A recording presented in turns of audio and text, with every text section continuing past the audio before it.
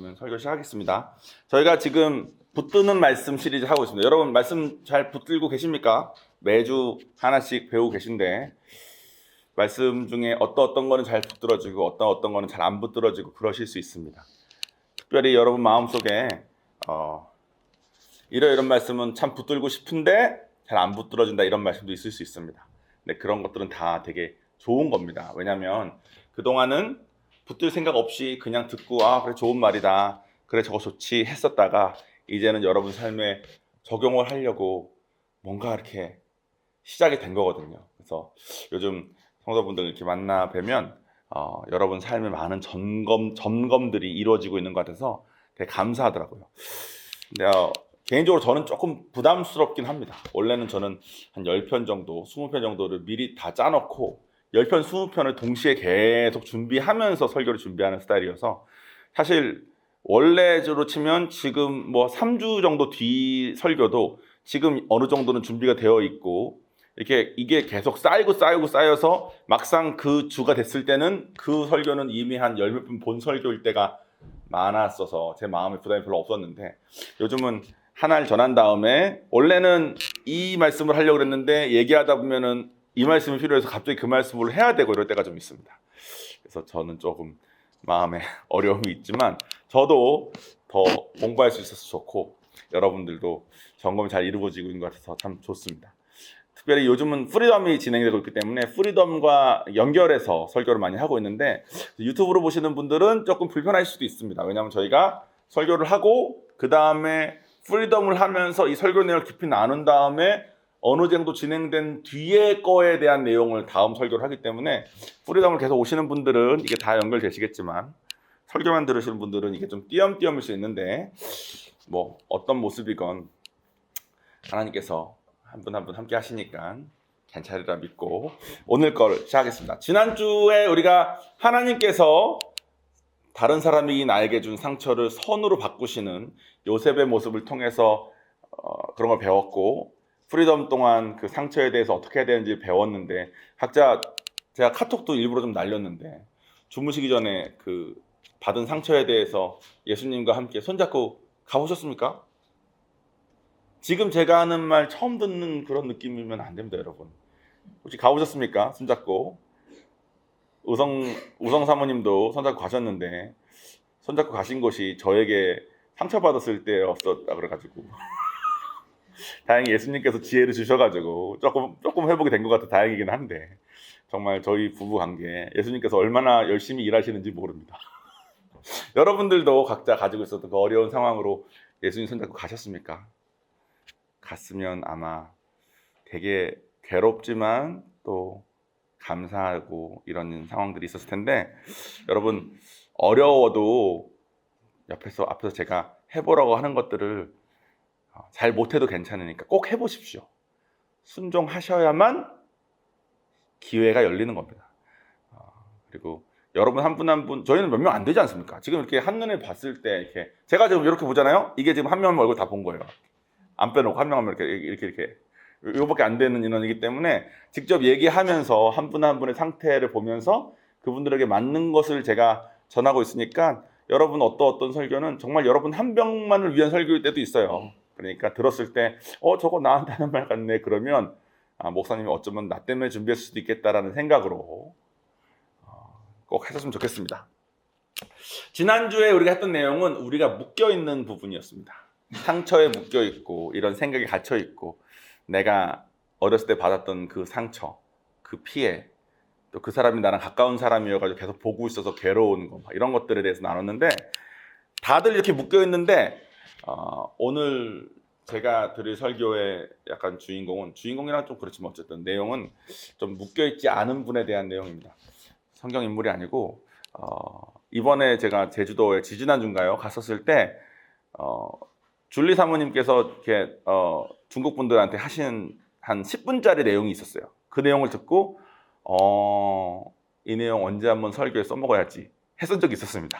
근데 제가 지지난주인가 어떤 이제 한 분님과 얘기를 좀 하다가 그분이 그러시더라고. 그게 맞는 걸 알아도 그걸 어떻게 하냐? 성경 말씀에 이렇게 하라고 써 있으면 그렇게 해야 된다는 건 아는데 어떻게 하냐? 예를 들면 용서하라 그러는데 화가 나는데 어떻게 용서를 하냐? 사랑하라고 하는데 화가 나는데 어떻게 사랑을 하냐? 너무 맞는 말이죠. 그죠? 뭐 용서하라는 거 몰라? 사랑하라는 거 몰라? 근데 화가 이렇게 나서 막 미치겠는데 그 와중에 어떻게 용서를 하냐? 어떻게 사랑을 하냐? 이런 질문을 저랑 하신 적이 있습니다. 저는 그분한테 그냥 나이키를 해야 된다. Just do it 해라. 그냥 해라. 그냥 하는 것만이 답이다 했는데 제 설명은 솔직히 충분하지 못했던 것 같았는데 제가 이제 프리덤을 준비하다가 사모님이 하셨던 말씀을 제가 노트를 적은 게 있는데 이 말씀이 딱 그 말씀이네. 내 딴에는 이 말씀을 전했는데 이 설교 하셨던 거를 고스란히 제가 갖다가 쓰면 혹시 전달이 될 수도 있겠냐라는 마음으로 준비했으니까 한번 들어보시죠. 줄리 사모님은 조금 다른 점이 많습니다. 특별히 이분은 좀 자유함이 많아요. 그래서 우리가 생각했을 때 기독교인은 뭐 이래야 돼, 뭐 저래야 돼 하는 것들에 얽매이지 않는 부분이 상당히 많습니다. 목사님 사모님이신데 네일을 받으러 한 달에 2번씩은 다니시는 것 같아요. 그리고 눈썹도 항상 이렇게 탁 올라가 계시고 옷도 다 명품 느낌이 나는 옷입니다. 알고 보니까 사모인데 사람들이 옷을 잘 입지 않으면 자기를 약간 이게 좀 낮게 보고 들어온다는 걸 깨달아서 명품처럼 보이는 옷을 남대문에서 파는 가게를 찾아가지고 한국 오실 때마다 거기 가신다 그러더라고요. 그분이 주신 옷이 몇 벌 우성사명에도 있는데 입으면 진짜 사모가 명품 입은 느낌이 좀 납니다. 그래서 거길 잘 찾으신 것 같아. 디오르 짝퉁을 입으셨는데 도리오를 입고 계셨더라고. 성도 한 분이 사모님 도리오 입고 있는데요 그랬다고. 어쨌든 근데 그분이 자유함이 있어요. 도리오를 입고 있어도 괜찮아.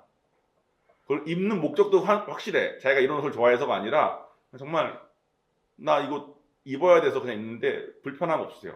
그리고 남편에 대해서도 태도가 되게 당당하고 성도들이 목회자들에게 가장 많이 하는 협박이 나 이 교회 떠난다랍니다. 그럼 이 사모님은 저기 문이 열려 있으니까 나가 그렇게 말하신대요. 근데 나가라 그러면 나가는 사람이 한 명도 없었대. 정말 원하는 건 나가는 게 아니니까 혹시 이렇게 하면 이 사람이 흔들릴까 봐 하긴 한 거겠죠. 근데 사모님 그런 당당함이 있습니다. 저도 얘기해 봤는데 대화를 좀 해보면 이분은 조금 다른 게 느껴져요. 근데 이분이 다른 것 중에 특별한 거 한 가지가 뭐냐면 어떤 한 분이 계세요. 이분을 섬기려고 많은 분들이 이분과 대화를 했는데 다 너무 힘들었어. 저도 대화를 해봤는데 힘들더라고. 이분은 상처가 많아서인지 대화하다 보면 이렇게 찌르는 게 있습니다. 딱 찔리면 이 사람이 나 공격하지? 이 생각이 딱 들어요. 저는 일단 공격을 당하면 회피형이지 않습니까? 거리를 좀 둡니다. 거리를 좀 두고 도와줘요. 사모님은 이상하게 찌르는 사람이건 어떻게 하는 사람이건 상관없이 그냥 약간 일관적으로 잘 대하셔. 그래서 다들 사모님이 한국에 한번 오시거나 한국에 있다가 다른 나라에 있다가 미국으로 돌아오면 다들 사모님하고 얘기를 한번 하려고 다들 막 안달이 나는 것 같아요. 이분은 왜 이렇게 좀 다를까? 이분은 뭐가 좀 다를까? 저는 무슨 이분을 교주처럼 떠받드는 게 아닙니다. 설교 내용을 들어보시면 아실 거예요. 근데 확실한 건 이분은 좀 다르시다는 거예요. 보통은 신앙생활하면 행위를 많이 합니다. 내가 새벽기도 한 번 나빠졌잖아. 내가 성경 통독을 몇 번을 했고 뭐 교회에서 내가 장로인데 내가 뭐 권사인데 내가 뭐 여전도 회장인데 뭐가 됐건 있습니다. 그럼 그걸 딱 붙잡고 이제 내가 이렇게 열심히 했으니까 하나님께서 나를 당연히 약간 축복해 주셔야지 쪽으로 가는 것 같아. 아니면 뭐 사람과의 관계나 교회에 있는 문화를 좀 많이 더 할 때가 많습니다. 그래서 보통 신앙생활하면 다들 그렇게 되는 경우가 많은 것 같아요. 와서 열심히 했는데 하나님이 뭐 안 해주시더라로 빠지든가 아니면 열심히 할 마음은 원래부터 없었고 그냥 와서 교회 이 문화가 나쁘지 않으니까 교회 오빠들, 교회 누나들 나쁘지 않으니까 뭐 이런 거 정도에 빠지는 것 같은데 사모님은 조금 보면 확실히 그런 게 없이 좀 당당하세요. 왜냐면 그런 걸 빠지신 분들은 신앙생활 좀 하고 나면 허무함에 빠집니다. 나 열심히 했는데 이게 뭔가 아닌 것 같으니까 허무해.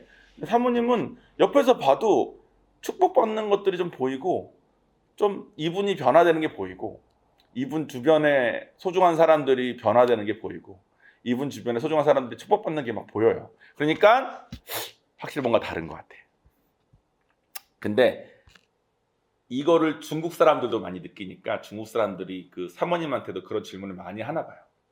사모님이 한번 잠깐 앞에 나가셔서, 목사님이 주로 인도하셨는데 아침에만 잠깐씩 사모님이 인도하셨거든요. 근데 사모님 인도하실 때 갑자기 얘기를 하셔서 제가 냉큼 얻어 적은 것을 지금부터 이제 말씀을 드리겠습니다. 엄청나게 많은 사람들을 상담하신대요. 그리고 엄청나게 많은 사람들이 묻는 내용들의 일관성이 좀 있대. 그게 뭐냐면, 많은 사람들을 상담하면서 알게 된 건데, 그게 뭐냐면 다들 새롭고 멋진 걸 원한대. 그래서 어떤 기도회를 갔더니 우리 뭐 인카운터 뭐 했더니 하나님 만났고, 뭐 어떤 부흥회 갔더니 뭐 방언받고, 뭐 어떤 어디 갔다가 뭐 환상 보고, 막 이런 거를 다들 너무 원한대. 그래서 다음 레벨의 그거를 원한다는 거예요. 그래서 어떤 한 프로그램에서 은혜를 받으면 다음 프로그램은 뭐냐부터 보통 다 묻는다는 거야. 근데 사모님이 생각했을 때 신앙생활은, 참고로 사모님은 막 영안도 열리셨었고 막 목소리 막 바뀌어가지고 막 목사님한테 너는 뭐 앞으로 뭐 세계를 다니면서 뭐 할 거야 막 예언도 하시고, 그리고 병도 낫고 귀신도 나가고 막 장난 아니었어요. 막 몇천 명이 있는 가운데 그 앞에서 인도하시는 목사님이 이 중에 하나님께서 진짜 예뻐하는 사람이 몇 명 없는데 그 중에 한 명 나오라면서 졸리 사모님 나오게 하고, 막 나와서 난 이런 거 나오기 싫은데 그런데 막 혼자 불 받고 막 이런 스타일이야. 그러니까 졸리 사모님이 자기는 남들이 다 원하는 그런 것을 막 가진 거죠. 근데 이분의 신앙 색깔은 그런 화려함과 좀 거리가 멀거든. 모든 사람은 새롭고 멋진 화려한 걸 원하는데 이분의 생각은 좀 달라. 그래서 물어보니까 이분이, 사모님이 말씀하신 이거였어요. 신앙생활은 기초적인 것을 반복해서 기르는 거라는 거야. 근데 마치 근육 기름, 우리 헬스 트레이너가 있지 않습니까? 헬스 트레이너가 아마 더 잘 알겠지만 우리는 모두 바디 프로필을 찍는 몸매를 갖기를 원하는데, 그걸 원해서 헬스장에 한 번, 두 번 가면 되는 게 아니잖아요.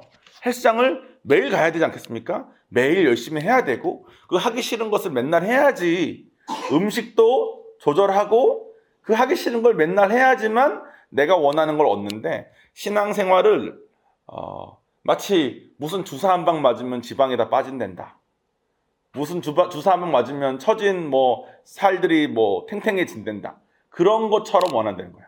그래가지고 하나님이 알아서 짠 해주길 바라는 도둑놈 심보를 가지고 있대요.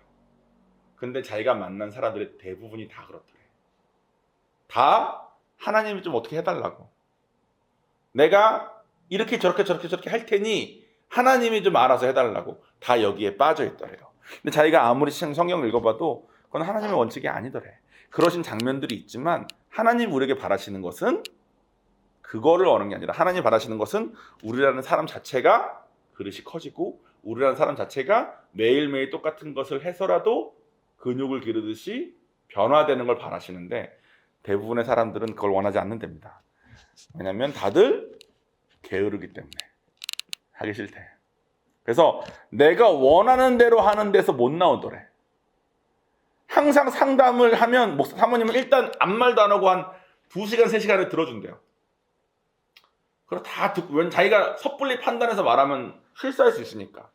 근데 대부분의 경우 2시간, 3시간 듣고 나면 결론은 자기가 방금 말한 그거더래. 하나님이 알아서 짠을 원한다는 거야. 자기가 이미 어떻게 해서 망가진 삶을 하나님께서 알아서 짠, 이걸 원한다는 거예요. 근데 하나님은 그렇게 안 된대요. 슬라이드가 있습니다. 보시면 예레미야의 17장 9절입니다. 만물보다 거짓되고 심히 부패한 것은 마음이라 누가 능히 이를 알리오마는. 이 말씀을 사모님이 아주 자주 쓰시거든요. 부패한 거는 인간이 못 고친대. 부패한 거는 창조한 사람만 다시 원상복구 시킬 수 있대. 근데 사람의 마음이 이렇게 부패했다고 성경이 말을 하는데, 우리는 이 마음의 부패함을 건드리지 않고, 이 부패한 건 그대로 가지고 있는 상태로, 이 부패한 것을 하나님께 다뤄달라고 말하지 않고 그냥 하나님한테 어떻게 좀 해달라고. 어떻게 좀 해달라고. 내 마음이 부패해서 뭘 구하는 조차 관심 없이 어떻게든 해달라고. 여기서 못 나온대요. 그래서 많은 사람들이 그냥 비슷한 신앙생활을 다들 한대요. 사실 저도 이런 부분이 많이 있는 것 같습니다. 아직도 그런 부분들이 있는 것 같아요. 그냥 어떻게 해줬으면 좋겠어, 하나님께서. 내가 그냥 하다 보면. 근데 기초로 알고 있는 것을 하루하루 매일매일 해나갈 때 비로소 하나님께서 우리의 마음의 부패함을 고치기 위한 새 마음을 주신답니다. 지금까지 제가 드린 말씀 동의가 되십니까? 여러분들은 하나님이 알아서 짠 원하십니까? 그리고 좀 게으릅니까? 다들 그렇군요. 저와 비슷한 성도분들이 함께 모여서 우리 신앙생활 하고 있는 것 같은데, 그래서 어떻게 했는지 사모님 말씀해서 이 말씀하시더라고요. 다음 슬라이드가 이제 오늘의 본문입니다. 데살로니가전서 5장 16절에 항상 기뻐하라, 이 말씀을 사모님께 붙잡았대요. 그리고 항상 기뻐하는 것을 매일매일 반복했답니다. 화가 나는데 어떡하냐? 억울한데 어떡하냐? 성경 말씀에 조건이 안 달려있더래. 그냥 항상 기뻐하라 그러더래. 그래서 기뻐하려고 매일 자기 자신에게 명령하고 하나님이 주신 새날이니 기뻐하라 하면서 하루하루 사셨대. 자기는 원래 성격이 좀 예민한 부분이 있어가지고 모든 사람의 말이 다 걸리고 특별히 신 목사님의 말이 자기를 미치게 할 것 같을 때가 되게 많았대요. 근데 그때 기뻐할 선택을 하고 기뻐하고자 발버둥 치고 하나님한테 구했느냐, 아니면 내 마음대로 나도 남편을 욕하고 내 마음대로 내가 저런 남편하고 살아서 이렇게 힘들지 하거나 남편이 예전에 이래서 내가 지금 이렇게 아파서 이렇지 하거나 하거나 이 둘 중에 하나더래. 어떤 상황이건 상관없이 하나님 말씀대로 내가 순종을 해서 새 마음을 받을 때까지 갈 거냐, 아니면 남편이 옛날에 이랬으니까 어쩔 수 없지, 남편이 저런 말 하는 게 내가 어떻게 할 수가 없지, 이렇거나 둘 중에 하나다. 이때 당시에 신 목사님은 하나님 만났는데 의사여서 교회에서 그러니까 밖에서는 항상 뭐 라디오에 나오시는 의사였대요. 미국에 있는 그 LA에 있는 라디오에 출연하는 의사. 그러니까 얼마나 잘 나가는 의사였겠어. 그러니까 막 그런 의사가 밖에서는 항상 닥터신 하는데 교회만 오면 신경님 남편으로 편했대. 줄리 남편으로 통했대. 그 남편은 교회만 가면 와이프가 높으니까, 와이프는 받은 은사도 많고 막 뭐도 하고 하니까 이 남편인 신 목사님은 당시 집사님이었는데 교회만 나가면 이제 좀 화가 나는. 자, 그거를 그냥 있는 그대로 보면, 아니 교회 왔으면 겸손하게 그냥 주님을 따라야지 왜 투정을 부려? 아내가 은사를 많이 받았으면 함께 기뻐해야지 왜 투정을 부려? 할 수 있잖아요. 근데 사모님은 그런 상황을 보지 않고 남편 때문에 기뻐하지 못하고 있는 자기 자신을 보려고 노력을 했답니다. 그래서 자기가 은사가 되게 많아서 크고 멋진 일을 하라는 얘기를 진짜 많이 들었는데 은사를 쓰지 않고 기뻐하는 말을 살아내기 위해서 10년 동안 발버둥 쳤대. 10년 동안 자기가 기뻐하지 못하는 것 때문에 하나님한테 내 마음이 부패해서 난 불평밖에 안 나오고 상처밖에 안 받고 이런 어려움 가운데 있으니 하나님 나 좀 불쌍히 여겨주세요. 내가 기뻐하길 원합니다. 내가 기뻐하길 원합니다. 남편 때문에 힘든 게 아니라 내가 남편이 나에게 하는 대로 느끼는 걸 선택한다는 것을 인정합니다. 사모님은 지금은 이제 기뻐하는 삶을 살려고 노력해서 이제 많이 오셨잖아요. 매일매일 똑같은 그 삶을 살아서. 근데 사위가 묻더래요. 나도 그렇게 기뻐하는 삶을 살기 원하는데 기뻐하는 삶을 막 살다가 저 사람이 한마디만 하면 내가 기뻐하는 게 안 된다. 어떻게 해야 되냐 이렇게 묻더래요. 사위가. 그때 사모님이 이렇게 말씀하셨대요. 저 사람이 무슨 말을 했을 때 네가 기뻐하는 하나님에게를 선택하지 않고 네가 원하는 대로 반응하기를 선택했다는 걸 인정해야 된다고. 네가 선택한 거라고. 네가 저 사람 말에 반응하기로 선택한 것을 인정해야 된다고. 그러니까 화가 난다는 것을 인정하고 하나님께 내 마음이 부패해서 이런 걸로도 화가 나는 사람인데 나 좀 도와달라고 하나님한테 가야 된다고 그 얘기를 했대요. 10년쯤 지나고 나니까 그 집사였던 자기에게 불평하던 남편이 자기의 신앙을 인정해주기 시작하고 장로가 됐다가 목사까지 되더랍니다. 그래서 지금은 줄리 사모님이 되신 거죠. 그렇게 지난 다음의 모습을 우리가 지금 보고 있는 것 같아요. 그러니까 좀 다르죠. 세상을 생각하면은 우리가 좀 이해가 됩니다. 세상은 멋진 거 좋아해요. 세상은 잘하는 거 좋아하고 멋지고 큰 일을 좋아합니다. 그래서 교회에 와서 세상이랑 똑같이 하면 아마도 은사를 그렇게 받았으면 내가 주를 위해서 나갈 테니 나를 사용해 달라고 막 줄리 사모님이 나가서 전도하면 방언 터지고 막 그랬나 봐. 그러니까 다들 막 줄리 사모님 와달라고 막 하나님 이렇게 일하시는데 어떻게 안 하냐고 막 이렇게 막 했었나 봐. 근데 줄리 사모님이 기뻐하지 못하는 자기를 보고 나는 작은 것을 하루하루 매일 하지 않고 기뻐하는 것조차 못하면서 받은 은사 때문에 이렇게 저렇게 쓰는 건 아니다고 생각을 했답니다. 근데 우리는 세상에서 그런 걸 좋아하던 삶에서 그게 멋져 보이는 삶을 살다가 교회로 와서 그런지 교회에서 우리가 그런 걸 많이 원하는 것 같아요. 저도 예전에 처음 목사 됐을 때 저를 되게 아껴주시는 한 분이 그러더라고. 빨리 치유의 은사를 구해라. 왜요? 네가 손만 얹으면 사람 병이 나아야 부흥을 하지 그러는 거야. 내가 딱 듣고 이분이 날 정말 아껴서 하시는 말씀은 맞는데 만약에 내 손에서 닿자마자 사람들 병이 나으면 그 사람들 병이 낫는 건 둘째치고 내 삶이 너무 막 절망적으로 변할 것 같은 거예요. 내가 하나님을 구하지 않고 내 손만 계속 붙들고 있지 않을까라는 생각이 막 들더라고. 그러니까 줄리 사모님은 사람들이 그렇게 지켜세워주는 상황에서 그걸 안 쓰고 매일매일 똑같은 걸 반복하는 선택을 매일매일 하는 걸 10년을 하셨다는 거죠. 여러분들은 어떻습니까? 여러분들의 신앙생활의 방향은 어떻습니까? 아까 제가 물어본 것처럼 여러분도 하나님이 알아서 짠을 원하신다면 어쩌면 하나님께서 강권적으로 여러분에게 어떤 능력을 부어주기를 바라고 있을 수도 있습니다. 근데 그러면 사실 줄리 사모님의 신앙생활을 다들 되게 부러워하거든요. 근데 여러분이 줄리 사모님 잘 모르신 분도 계시고 하시겠지만 제가 지금 한 얘기를 들었을 때는 여러분도 그렇게 축복 많이 받고 하나님 안에서 행복하게 하나님과 관계 좋게 이렇게 신앙생활이 좀 남달라 보이는 그런 신앙생활을 다들 원할 것 같아요.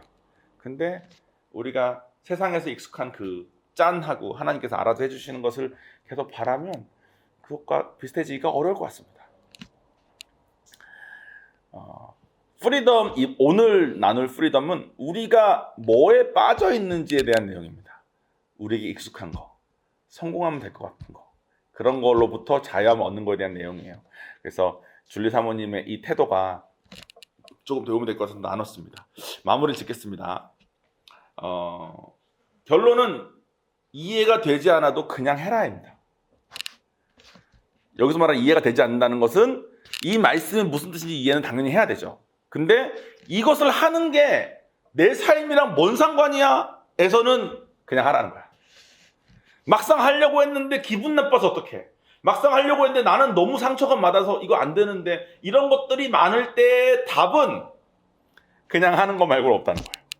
줄리 사모님한테 그런 질문한 사람이 많대요. 아니 그거 말고 다른 방법은 없냐? 내가 지금 아파서 못하고 있는 건데 이 아픈 것을 계속 느끼면서 계속 하라는 거 말고 다른 건 없냐? 그럼 줄리 사모님 그랬을 때 내가 진짜 고민을 많이 해보고 또 해보고 신앙생활 해봤는데 그런 게 있었다면 내가 제일 먼저 그걸 했을 것 같다. 나 다 해봤다. 근데 안 되더라. 이 방법 말고는 없더라. 남편한테 10년 동안 훈련받았잖아요. 10년 동안 초반기에는 항상 남편이 모르게 남편 등 지고 누워서 베갯니스를 눈물로 적셨대. 그날 하루 남편이 준 스트레스에 대해서 너무 괴로운데 하나님하고만 그걸 딜하면서 자기가 항상 기뻐하는 것을 선택하려고 발버둥을 쳤으니까 잘 때마다 눈물에 베개가 이렇게 젖으면서 살았대요. 근데 그거밖에 없더래. 의사 부인일 때는 돈하고 시간을 원하는 대로 쓸 수 있는 삶을 살았답니다. 남편 돈을 진짜 잘 벌었거든.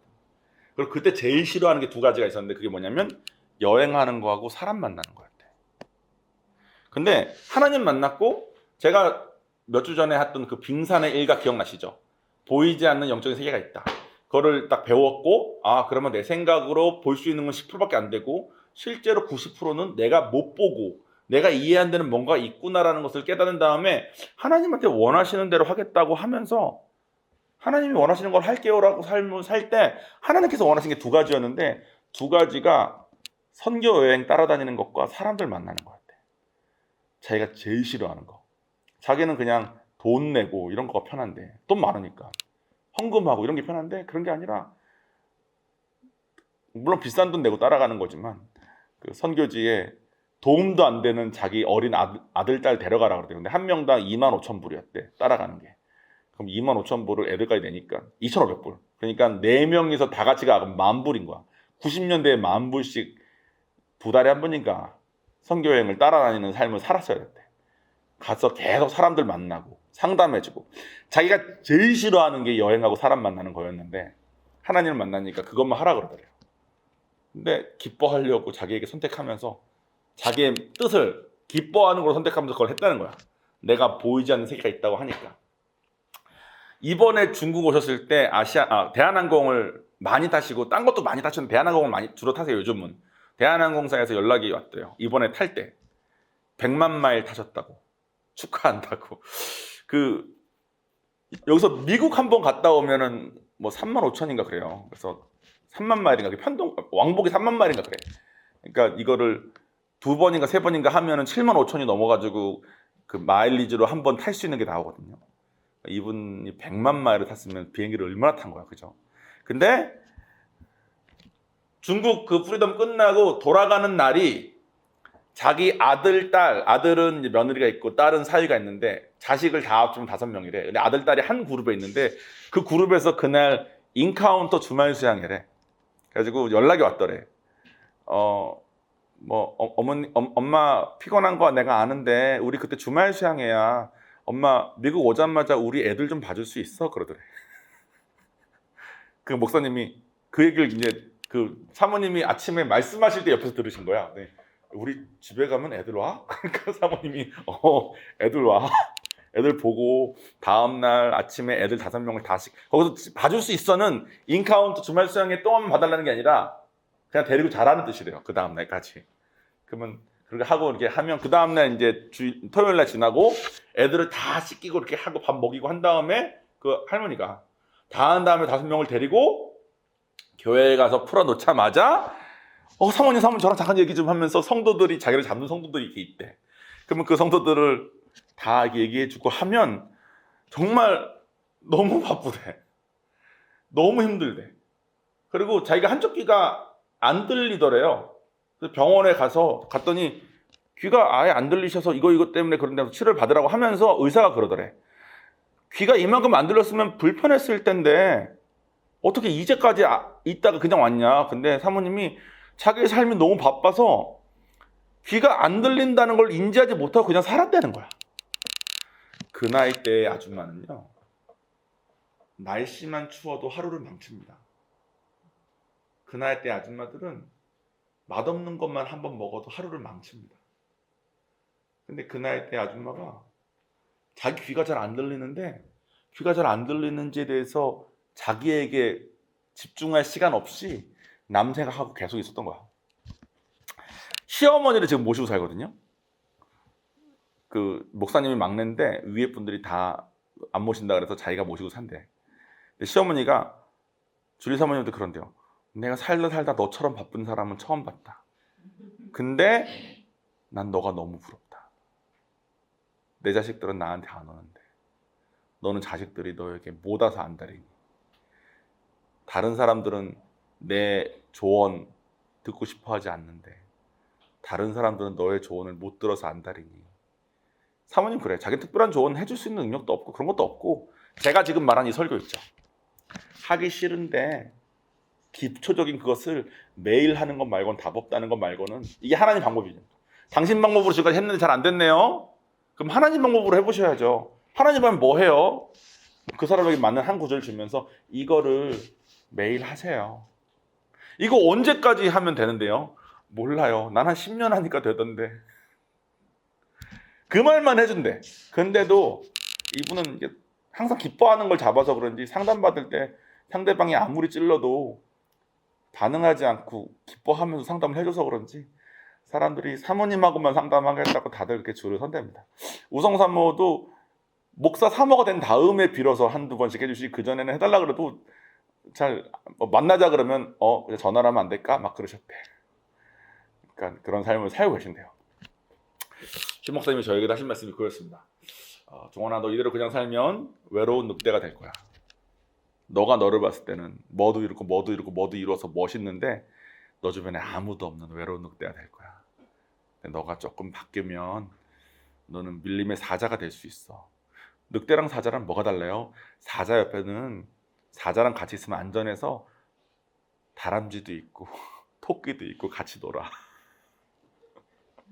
넌 늙었는데도 사자라면서 같이 있어줘. 근데 너 주변에 외로운 늑대들 많지? 그러니까 머리 떠오르는 사람이 쫙 있더라고. 맞아요. 외로운 늑대들 많아요.